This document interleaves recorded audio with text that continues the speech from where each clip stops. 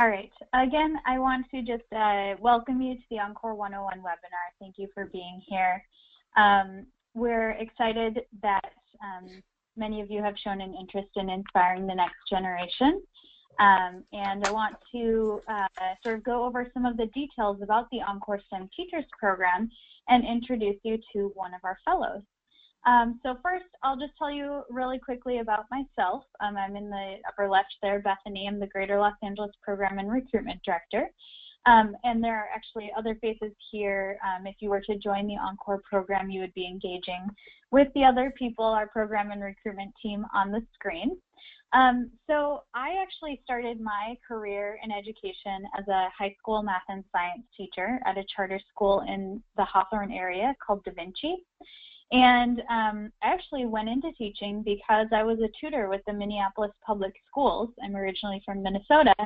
And I realized that the elementary students that I was working with were very far behind in math. So I decided I wanted to do something about it and flew halfway across the country to move to Los Angeles and become a teacher.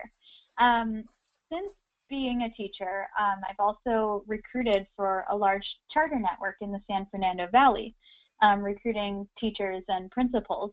And it was then that I realized that there was a real shortage of high quality math and science teachers. We started the school year with over 15 long-term subs in our math and science classrooms. And so when I found Encore, I felt very passionate about finding new talent, especially people like yourselves who are industry professionals and can speak about the relevance of what it is that you're doing in the classroom. So thank you for being here again today. I would like to have our Encore Fellow at Eadon, who's on the line, introduce himself, and I'm very excited to have him join me on today's webinar. He's from our 2009 cohort and was a meteorologist with the U.S. Air Force before joining Encore.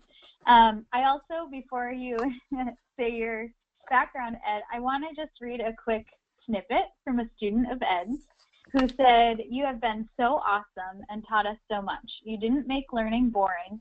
You laughed with us, wanted to know about us." So this was a quote that we have from one of Ed's students. Ed, can you tell us a bit about your background and how you found Encore? Hi, yes. My background, again, as Bethany pointed out, was in the military. I had actually retired as a colonel. I had done work in meteorology and also the space environment. Had a master's degree in astrogeophysics, an undergraduate degree in physics, and and we came out to California. My wife had a job out here at Cal Arts, and I actually saw a poster on a billboard that said "Teach." That's all it said, just T-E-A-C-H. And I said, well, you know, that's interesting. I might want to do that.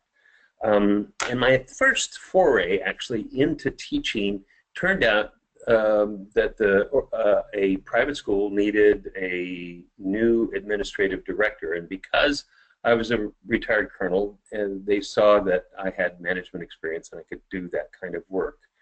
And so I was doing administrative kinds of things for about 6 years.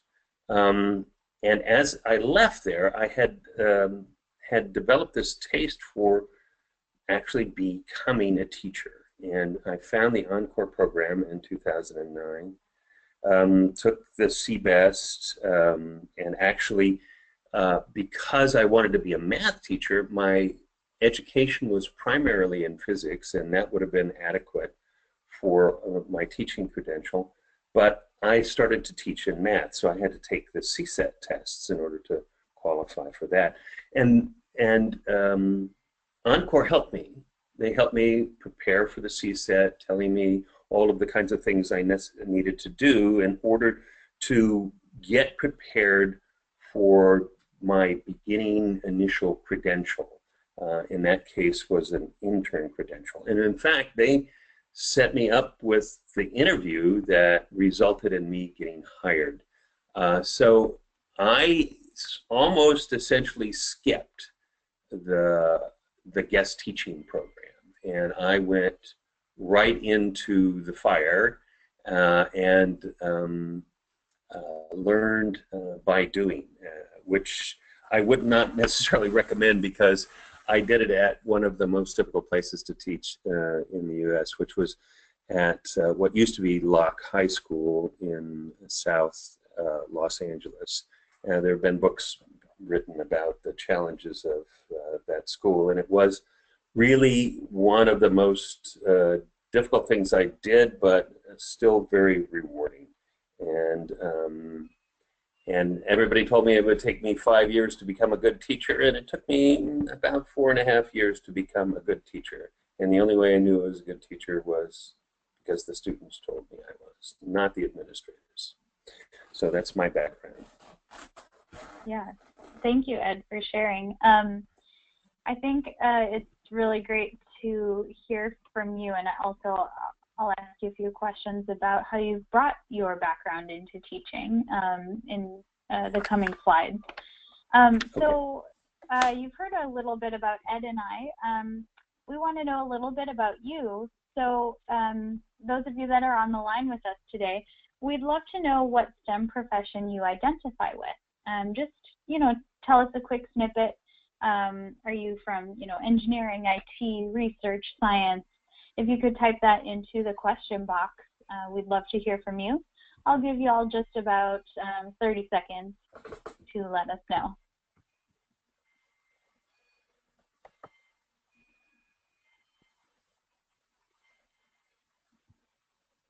Okay, I'm seeing quite a few engineers, some health science, research science. Great, I see some of you are from programmers, information technology, automotive engineering, life sciences. Thank you. It's great to know about a little bit about your background and who it is that we have on the line. We have a PhD in water resources, software development. Great. Thank you for sharing.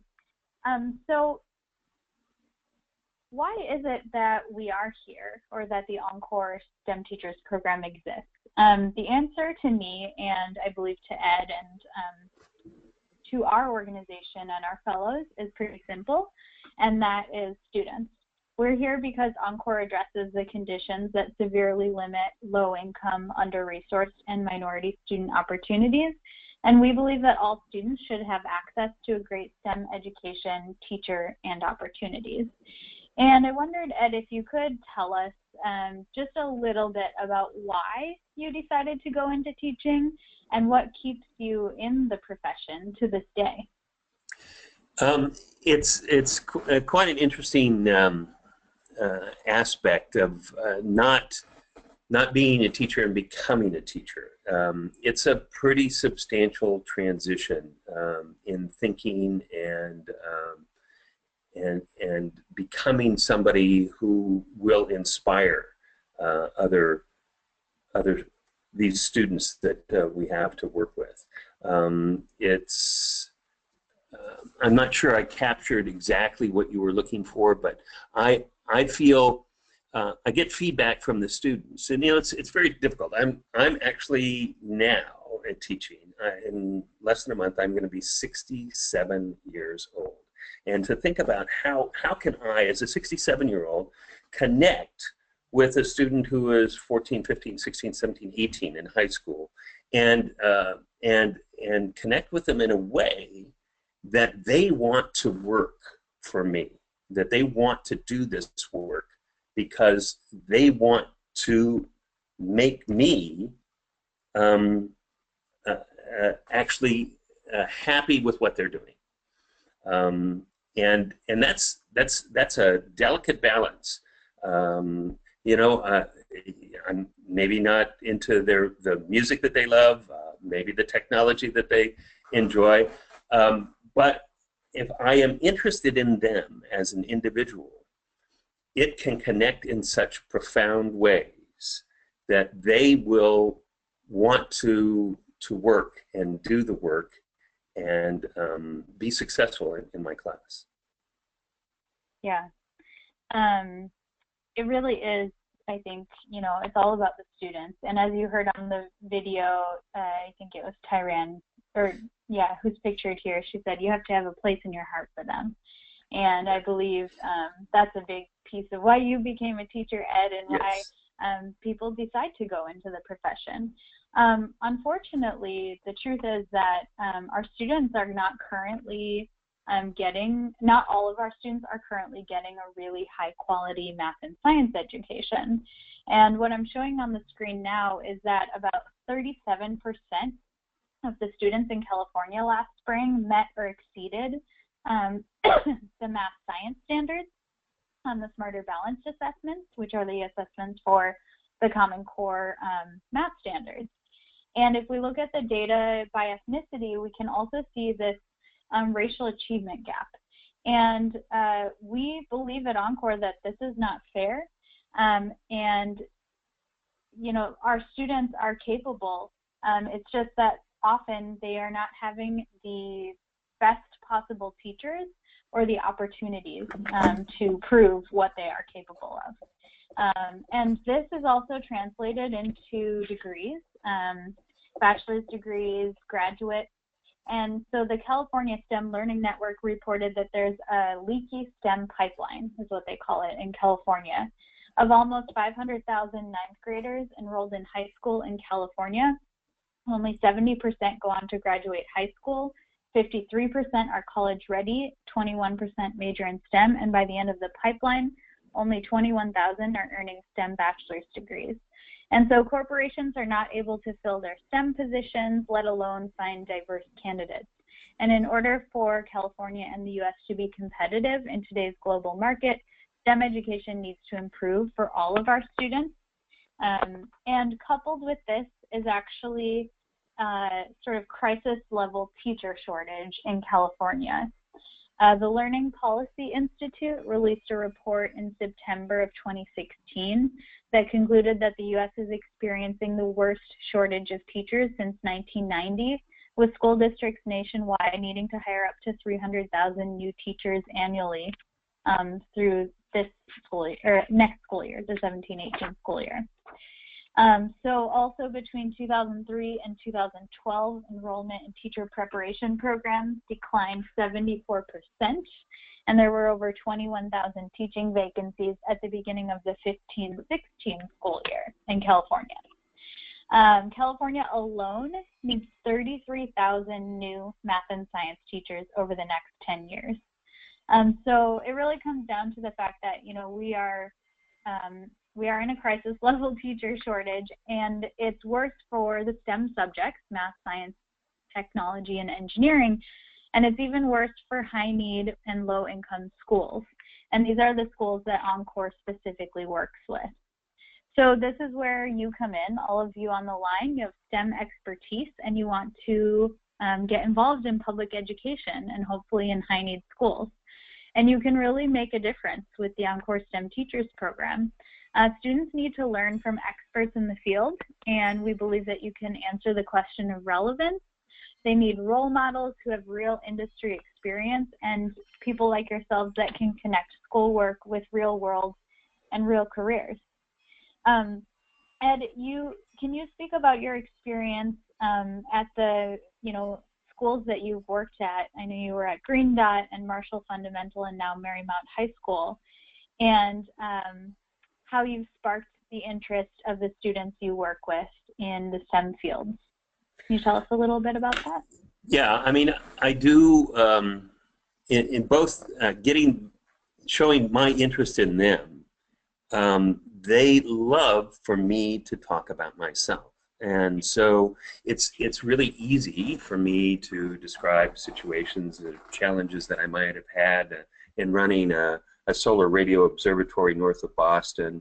When we're talking about electricity and magnetism and electromagnetic waves. So I can tie in some of my background to real-world experiences that I had so that it doesn't become one of those situations in which students often say, well, I'll never need this, I'll never use this material, why am I having to learn it? You tie things in based on just bringing in the relevance of what we're learning to society as a whole. So that was one way of sort of sparking that interest. And then, you know, when you do a demonstration or you bring in a hands-on activity, those are very, very powerful kinds of things for the students to begin to understand how oftentimes when I'm teaching physics, that their 14, 15, 16, 17 years of observing the world doesn't always translate into understanding really what's going on. It's when you open that door to the idea that once something is in motion, it stays in motion forever in a straight line, that kind of concept doesn't make any sense until you get them to really deeply understand something like Newton's laws. And so if you present it in a way that is sort of the wonder of nature, it can inspire. Yeah, yeah. I think it sounds like bringing in that, well, all of the experiences that you've had in your industry experience and, you know, military experience as well, have sort of helped you to spark the interest of students. Yes. And I must agree with you. In my teaching experience, students love to get to know their teachers. Who are you really? And, you know, all about your life as well. So I want to get into a little bit of the details of the Encore program. And so, as you know, the Encore solution to these two issues, the crisis level teacher shortage, as well as the, you know, students are not getting the high quality math and science education, we're bringing in an innovative and long-term solution to these achievement and literacy gaps. And we believe that STEM industry leaders like yourselves on the phone bring technical skills, leadership, and real-world expertise to public schools and can deliver an authentic and rigorous STEM education to the students who really need it most. And this is something that we're doing. We tap into this resource that no one else is doing. You know, we're looking to this sort of field of STEM industry professionals and a talent resource that is not currently being tapped into. So Encore was founded in 2007. It was a nonprofit organization, and we're supported by the very corporations that are affected by this leaky STEM pipeline, if you will. Companies like Boeing, Qualcomm, American Honda, and philanthropic organizations like the W.M. Keck Foundation. They see the value in preparing the next STEM workforce and feel that this is a really important issue. And there are several reasons why Encore STEM Fellows have been successful as educators. First of all, STEM professionals, you guys all know your content. As a professional chemist or engineer, you've lived and breathed that craft every day. And unfortunately, many teachers will go into teaching a subject without even a bachelor's degree in it. And we know that as a STEM professional, you're passionate about your area of expertise and you know why it's relevant. In addition, you can serve as a role model for the students that you will work with. Some students from under-resourced areas may have never met an engineer or someone with an advanced STEM degree. And I often go back to an experience I had with my 10th grade students in Hawthorne, that about 50% of them had never seen the ocean. And Hawthorne is just about 5 miles from the ocean. So when I think about that, I realize what else have they not been exposed to? And I want to sort of help to expand their world and realize all of the potential opportunities out there. And in addition, STEM professionals often have access to opportunities that students do not have. You can say to a student, you know, in my old job, I did X, and you know what, we can go visit the lab or the manufacturing floor. And this gives students insight into a world that they may have never seen. So, go ahead. Can I make, yeah, I just wanted to make one comment. There's something really powerful about the fact that you don't have to become a teacher. the fact that you actually have this career field that is going to be paying you very lucratively if you continued in what you were doing.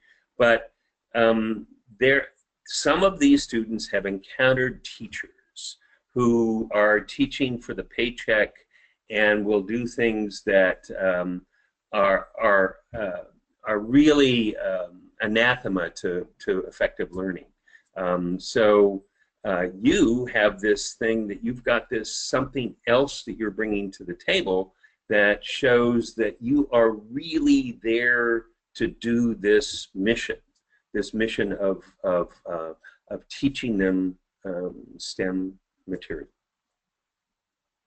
Yeah, that is super important. You can show that you had other options, but you're there for them to be a teacher. So some additional details about the Encore Fellowship. When you become an Encore Fellow, you will explore your role in public education. We've laid out a clear pathway that allows you to get in front of students immediately so that you can try your hand at tutoring or guest teaching and explore if teaching really is a career pathway that you're interested in.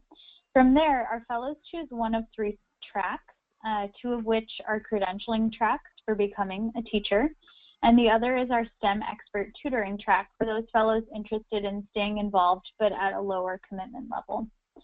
Encore supports 2 routes for credentialing. One is called the single subject credential, and these are traditional core subjects like math, chemistry, physics, and biology, and the career and technical education credential, which follows industry sectors like engineering, information technology, and manufacturing. And we're able to individualize our support for our fellows so that we can determine the best pathway and timeline for you. So if you were to interview with Encore this spring, you would be interviewing for our 2017 cohort, and you could potentially be in the classroom teaching on a fast track, kind of like Ed did, by fall of 2017. Or you might take a little bit slower route and begin teaching in fall of 2018 or 2019, and that will actually depend on the type of credential that you decide to pursue, as well as your timeline for getting in some experience as a tutor or guest teacher with us as well. So I want to give 3 examples of pathways through the Encore Fellowship of some of our other fellows. So first, Steve, who's an Orange County fellow, he interviewed in fall of 2015. He then completed pre-service guest teaching from January through May, and then earned a CPE credential in engineering online in the spring. And he actually had multiple job offers to be an engineering teacher this past fall of 2016. Then there was Latira, who's a Los Angeles fellow. She interviewed in the spring several years ago.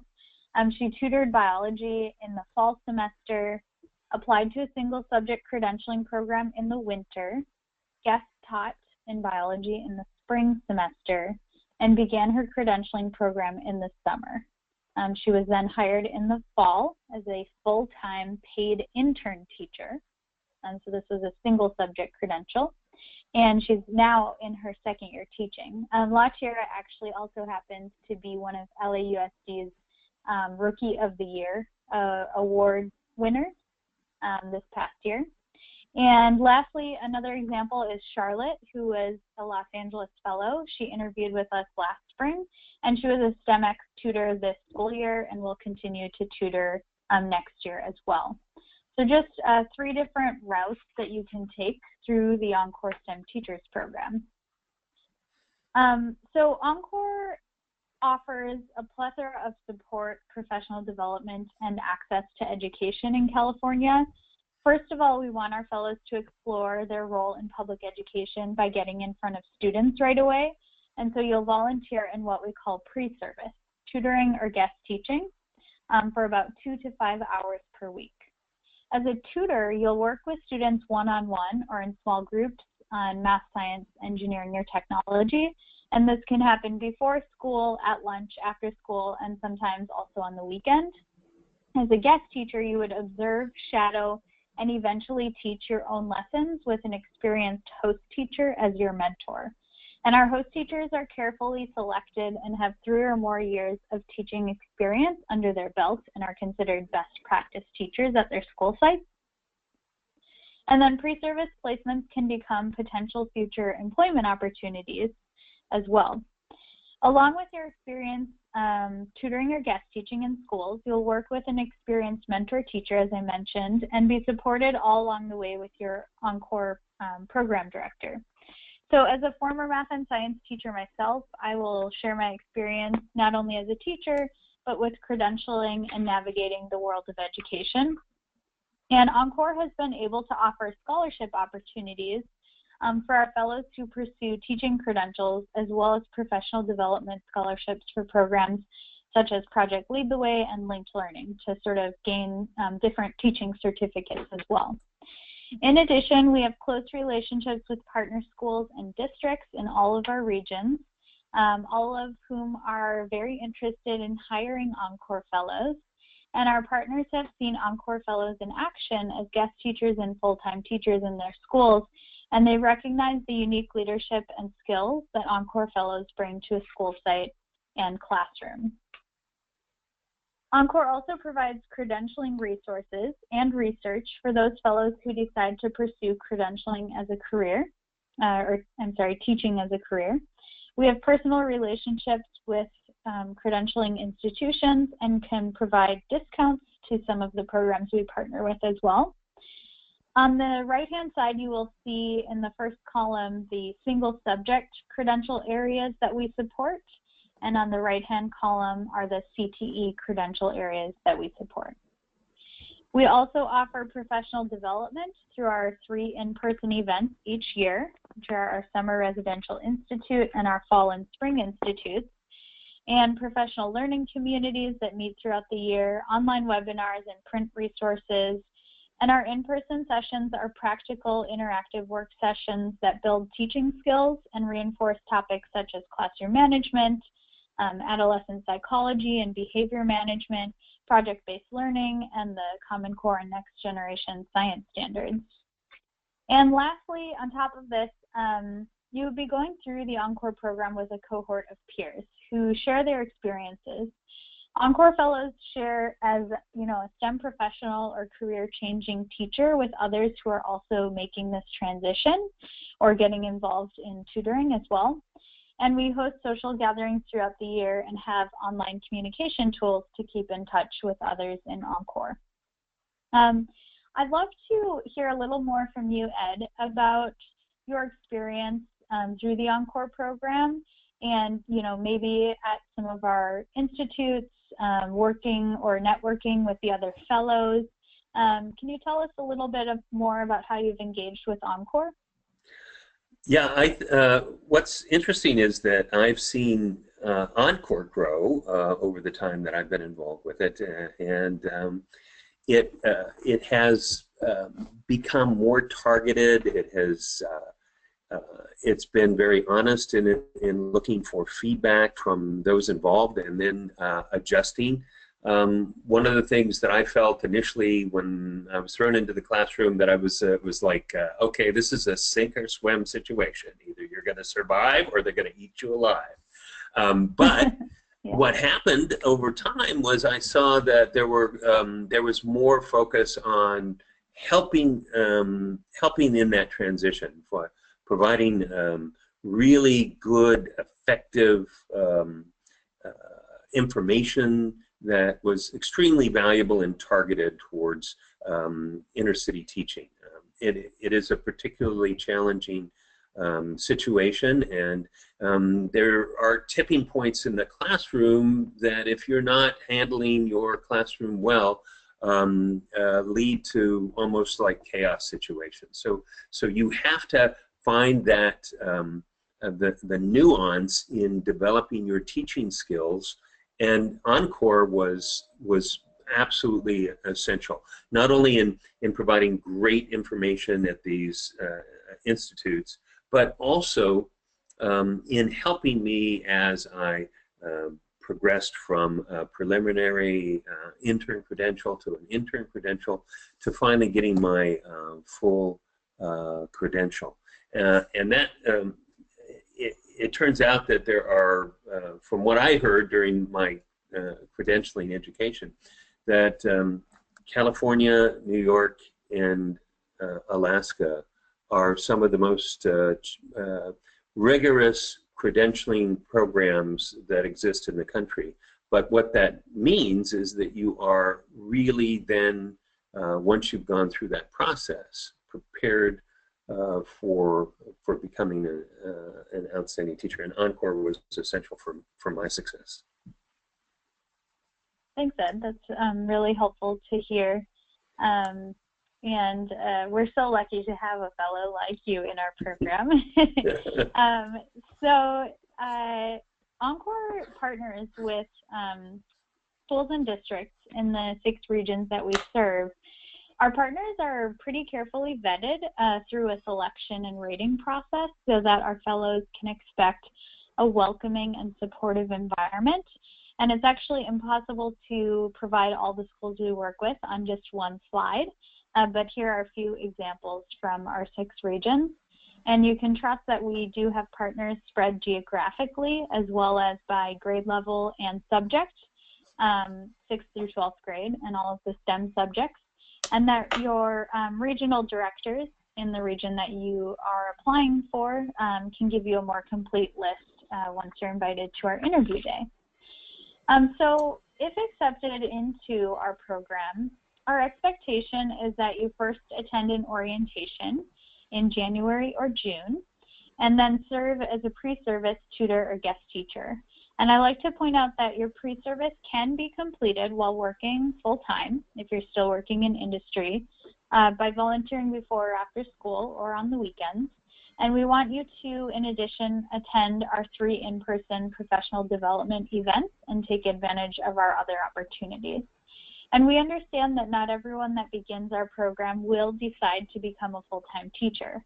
And actually, this is what Encore is all about, some public service and discovery of your role in public education. And so if you decide to become a STEM expert tutor, we want for you to volunteer for an additional year, for a total of 2 years. And if you do decide to make that transition into teaching, we would like you to teach for 3 years, at least 3 years, in a high-needs school. And so you may also have additional questions. We expect you to have questions actually about credentialing. As Ed mentioned, it's a pretty rigorous process here in California. And this is actually part of what we do at Encore, is to advise you on credentialing, help you discover the best timeline for yourself, one of our university partners or county offices of education. And you probably also have questions about, pre-service volunteering and speeding up or slowing down your transition timeline, or connecting with hiring schools and pedagogy and instructional best practices. These are all things that we will be able to answer as part of being in our Encore Fellowship.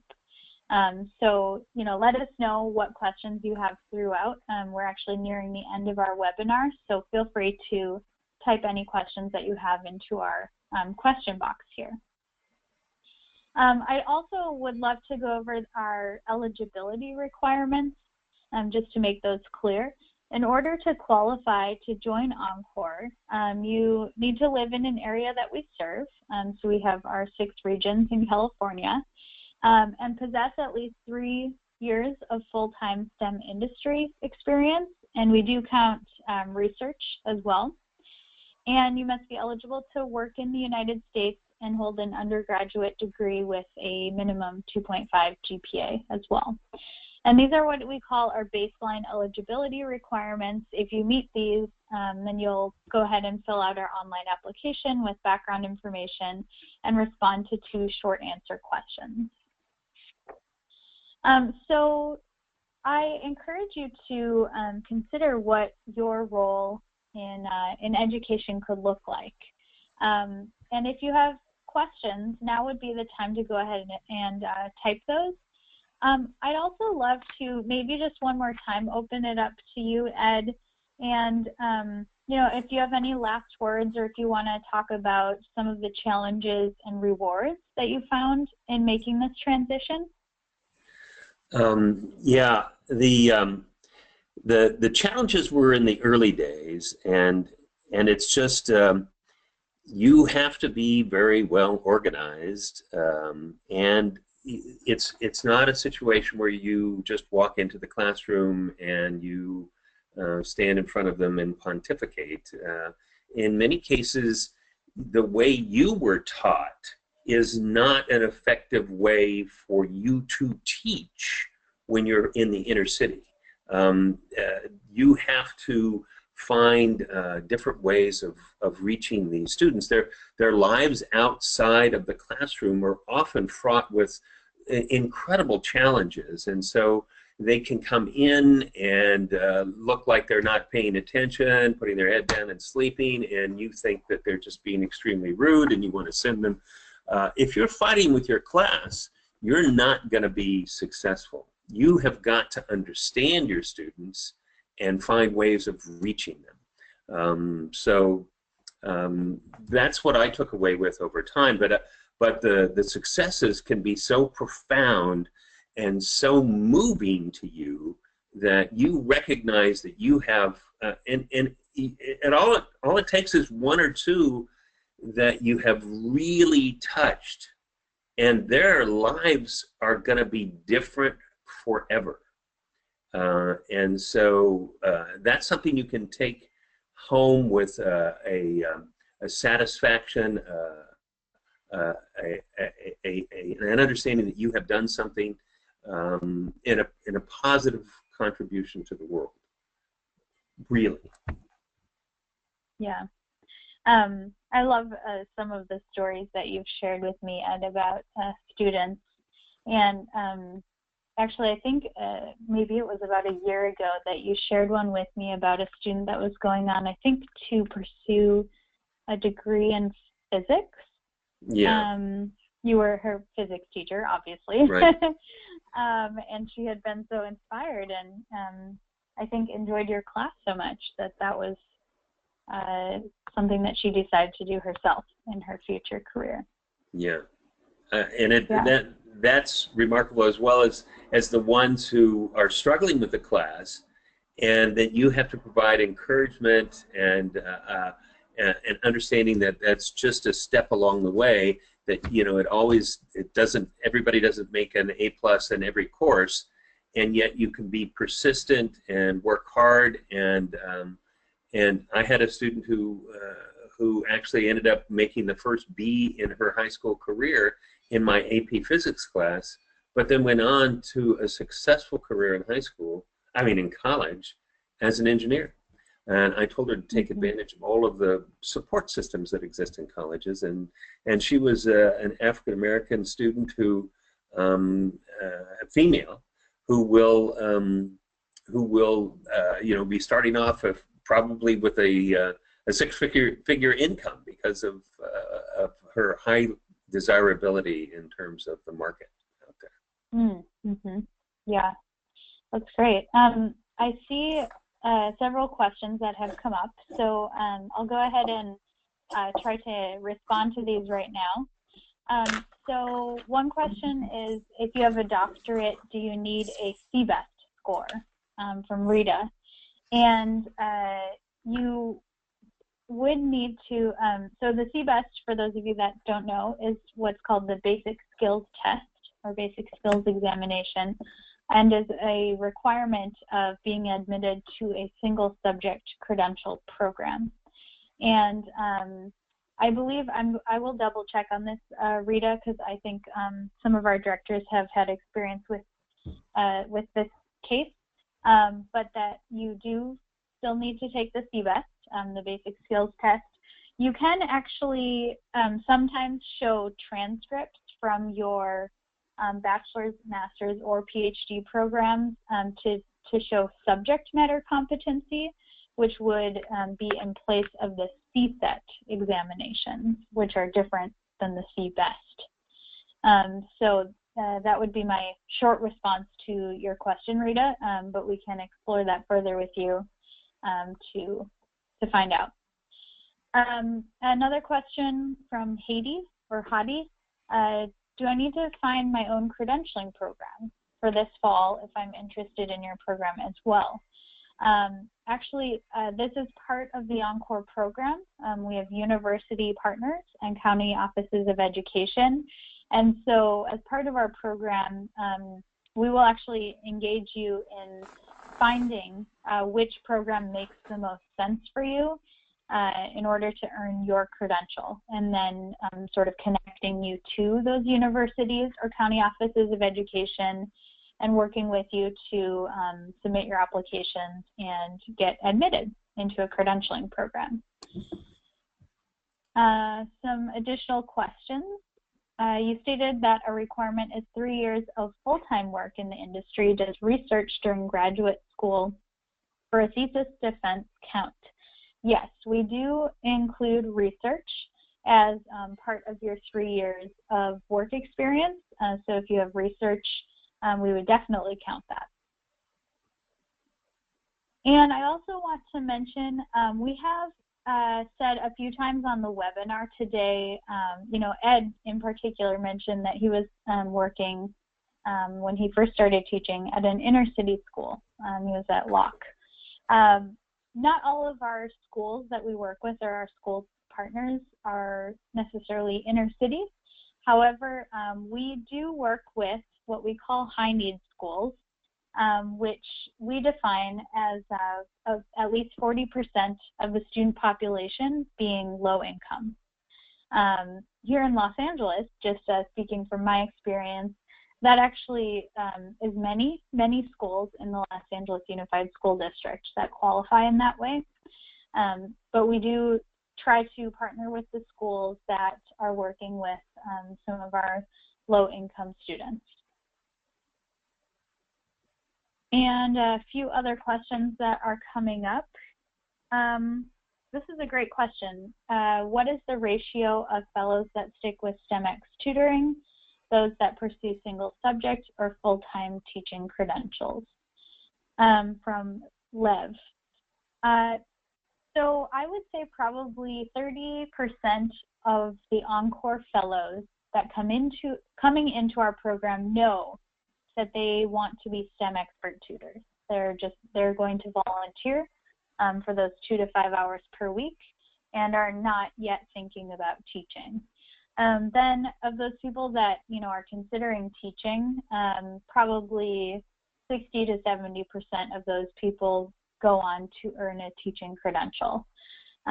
There is some drop-off. People, our fellows get involved in tutoring and guest teaching and decide maybe it isn't quite the right next step for them. And so that does happen. Of the fellows in our program who have gone on to earn a CTE or a single subject credential, all of them in the history of Encore that I know of have obtained full-time teaching positions. And so, as there is a very high need for math and science teachers, and our partners are very interested in hiring Encore Fellows, there are definitely job opportunities available once you've been credentialed. A question here has come up: if I've taken the CBEST, do I need to take it again? Sorry about that. Let me get back to my screen.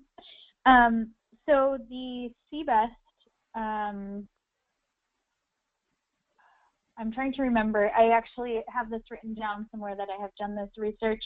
I believe the CBEST does expire within 5 years, but let me double check for you, Angela. I know that I've gotten this question before. And lastly, it looks like our guest and intern teachers paid positions. So our pre-service, tutoring and guest teaching, which is those 2 to 5 hours per week, that is not a paid position. That's actually sort of your field experience with Encore, working with one of our host teachers, and is volunteer. before you are credentialed. Intern teachers are paid positions. Ed, if you're still on the line, I believe you were an intern teacher when you first started. Is that correct? Yes, that is correct. Do you want to just tell us a little bit about that? Well, you are on the standard salary scale, and in the case for LAUSD, really where I was working for Los Angeles Unified School District. Even if you're working in a charter organization, a charter essentially matches what LAUSD has for their pay scale. So you would start off with that particular pay scale, and sometimes you, based on your education level may kick you over into a higher bracket of where you started. It all depends on the particular pay structures of each one of the school systems that you're working with. But you are treated as if you are a regular full-time credentialed teacher when you're working with your peers, and your peers will be people that you can talk to and seek guidance and support from. But you're just a regular teacher.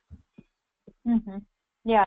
I actually also began my teaching experience as an intern teacher, and was paid a full salary and benefits. And I took my credentialing courses on Monday evenings through Loyola Marymount University. Also some details here. You can begin as an intern teacher. After that year that you're considered an intern and you are also taking courses, then the next step is that you would have a preliminary credential. And once you have that preliminary credential, you are, on the regular salary scale and basically paid as any other teacher. And then from there, there's actually another step. Within 5 years, you do what's called, you clear your credentials. And we can talk a lot more about that at our in-person interview day, or, get into details of that as well. So I want to just mention one more thing. We actually have Roger Anderson on the line, who is our Sacramento director, and he pulled up some information here about the CBEST. Roger, I don't know if you have your microphone available. Oh, I can hear you. Yes, do you want to just respond to the question that was asked? Sure, Bethany. Can you hear me? Yes, thank you, Roger. Okay, very good. Yes, just on the CBEST, the passing score for the CBEST, it has to be applied toward a California certification within 10 years of the test date or the submission date. And to answer the question that came up earlier, once the entire test has been passed, and there's 3 sections, it never needs to be taken again to qualify for the issuance or the renewal of any credential in the future. Thank you, Roger. That's very helpful. Roger, again, is our Sacramento director. You probably saw his photo at the beginning of the webinar. So he can also answer specific questions about Sacramento region offline if you'd like to connect with him. Thanks again, Roger. It looks like that is about all of the questions that we have. I do see one question here from Shruti about an eligibility question. Shruti, I will get in touch with you after the webinar is over so we can talk about your personal situation in regards to eligibility. And again, if you have additional questions or questions that are specific to your personal situation or region, please feel free to reach out to the Encore director in your region. So I would like to just end our webinar today by thanking Ed for being on the call. It's just so wonderful to hear from an Encore Fellow and, all about your experience and the way that you've influenced and inspired students in the classroom. And one unique thing about Ed is that after, was it 5 years of teaching, Ed, through through Encore, that you sort of semi-retired at this point? It's very interesting. Actually, that you get vested for retirement only after 5 years. So that means that if you teach for 5 years, you could be getting a retirement paycheck every month for the rest of your life. And I actually retired after 5 years because I thought I was going to retire completely, but ended up teaching in the private school system because they had this ability to give me a part-time job where I didn't have to work any 2 days in a row and always had a 3-day weekend, which is perfect for easing into retirement. Perfect. Well, thank you again, Ed. Thanks, Roger, also for being on the webinar today, and to all of you for attending. And please let us know if you have follow-up questions, and we look forward to reviewing your application or speaking with you over the phone or in person. I hope you all have a great day, and thank you again. Thank you, Bethany.